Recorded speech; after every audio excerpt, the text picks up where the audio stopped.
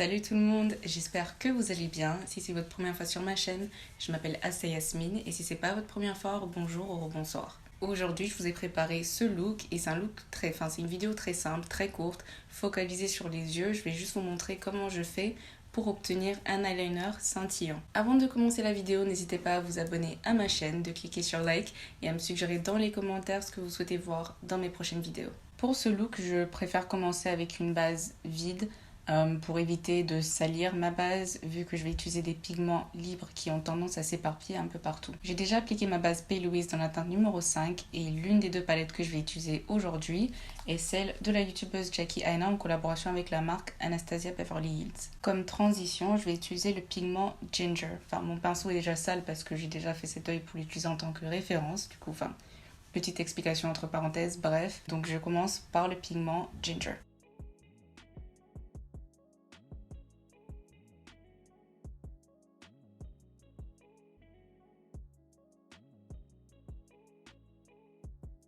Pour le creux de ma paupière, je vais utiliser un pinceau plus petit, donc c'est le 231 de la marque Zoeva.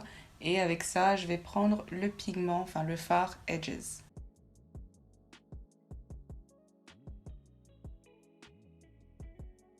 Maintenant que j'ai un peu moins de matière sur le pinceau, je vais commencer à avancer vers le coin interne de ma paupière.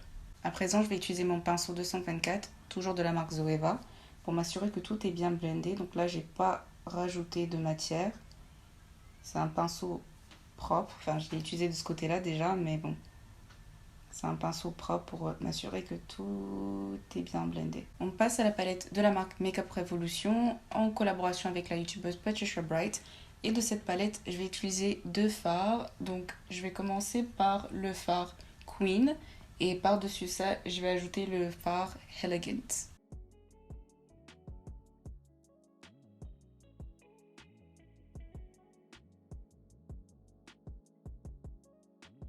Et voilà tout pour les fards, c'est très simple.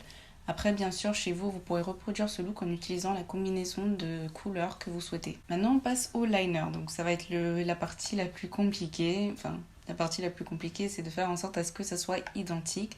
C'est jamais vraiment le cas, mais on va faire de notre mieux. Pour commencer, je vais utiliser le liner en paillettes de la marque Kiko dans la teinte numéro 2. L'applicateur de ce liner est super fin.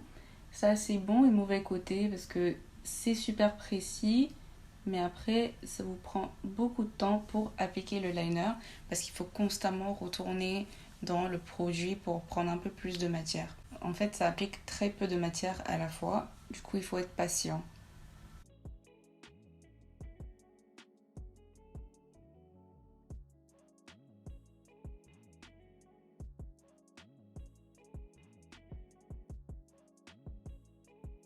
Il s'agit d'un eyeliner qui pourrait être utilisé tout seul, sauf que je trouve que ça manque de pigmentation et c'est pour ça que j'ai rajouté les paillettes libres. Donc en gros, dans cette vidéo, ça me sert de base, une base collante, liquide, qui permet au pigment libre de s'accrocher. Voilà le pigment libre que je vais utiliser. Je ne peux pas tout à fait vous le montrer, sinon ça va se verser. Ça m'est déjà arrivé. Donc j'ai oublié le nom de la marque, mais je vais le retrouver, je vous mettrai le lien en barre d'infos. C'est un pigment argenté mais qui n'est pas tout à fait blanc, ce que je préfère parce que je trouve que ça sera mieux sur ma teinte.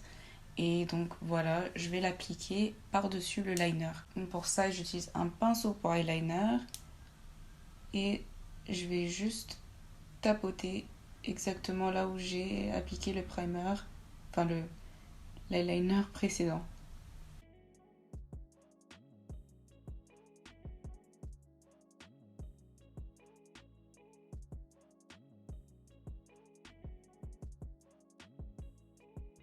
Le deuxième liner que j'ai fait est un peu plus épais que le premier. Du coup, vu que j'ai pas de base, c'est parfait parce que je vais juste prendre un coton-tige et un démaquillant et je vais essayer de l'affiner un peu plus. Comme démaquillant, j'utilise l'eau micellaire de Bioderma. Pour moi, c'est le meilleur.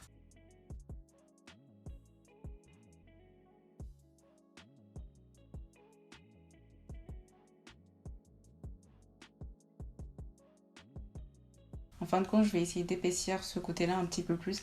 C'est ça le problème avec les liners. Donc je reprends le même processus. Je commence avec le liner liquide de Kiko. Et sur ça, je rajoute des paillettes libre. Je vais juste continuer à nettoyer, donc à enlever les paillettes qui se trouvent en dessous de mon œil avant de faire le reste de mon visage. Et je me suis arrêtée là pour l'eyeliner parce qu'on sait tous où ça va ce type d'histoire. Maintenant que j'ai terminé ma base hors caméra, on va terminer les yeux. Tout d'abord, on va terminer le rat style, ça va être très simple.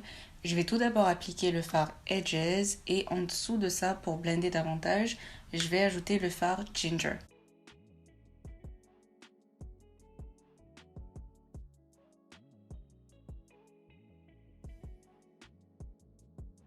Dans le coin interne de ma paupière, je vais appliquer le fard Soleil.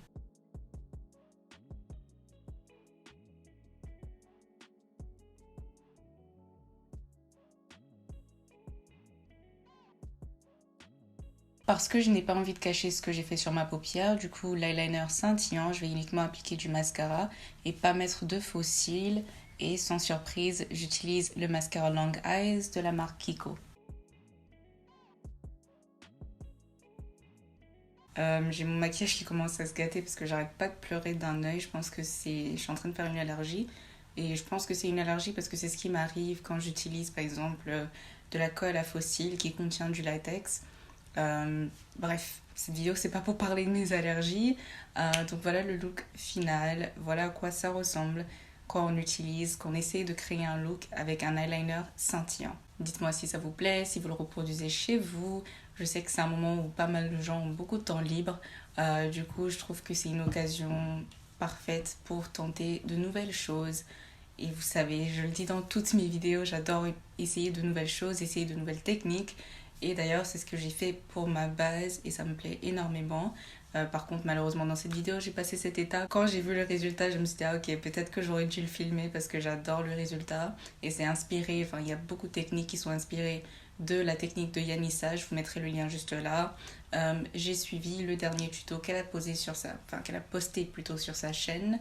Et donc voilà, n'hésitez pas à vous abonner à ma chaîne, de cliquer sur like et à me suggérer dans les commentaires des choses que vous souhaiterez voir dans mes prochaines vidéos. Et je vous fais de gros bisous. Mouah.